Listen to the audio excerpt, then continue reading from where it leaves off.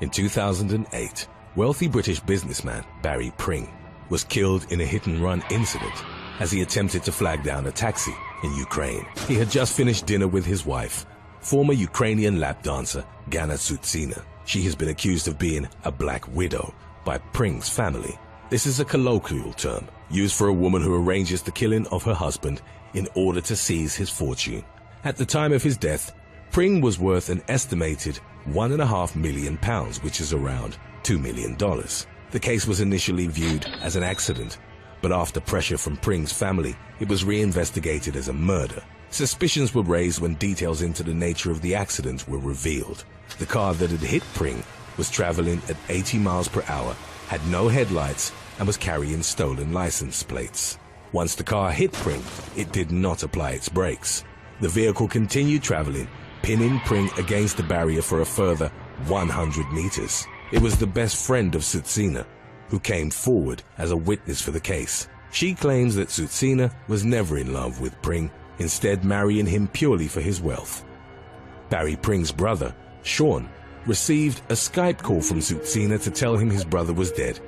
He claimed that Tsutsina appeared cold and detached over the phone, as if she wasn't actually bothered by his death. The Ukrainian police apparently had no suspects in the case, which Pring's family claimed to be outrageous. It was reported that at the time of Pring's death, Tsutsina had had a close friend in a high-ranking position in the police force. This sparked debates regarding issues with corruption in the country. Pring's family wanted intervention and investigation by the British police, but they had no jurisdiction in Ukraine and therefore couldn't charge anyone in the case.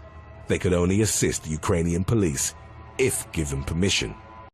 Mr. Pring's mother Irene told the inquest in Bristol this afternoon that her daughter-in-law was very cold and learned of her son's death from her younger son Shofan, who had been contacted by phone from the Ukraine IMS More. An inquest ruled in January 2017 that he had been unlawfully killed after being tripped into standing on the wrong side of the road.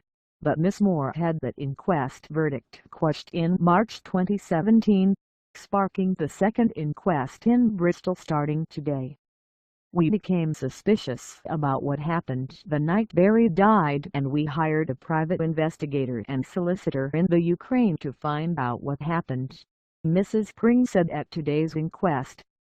Our investigation told us the car that was in collision with Barry was on false plates and had been stolen from a car parked near to the apartment which was rented for Anna by Barry before they got married. Brother Shofan Pring told the coroner he first had suspicions after receiving the phone call from Miss Moore informing him about his brother's death.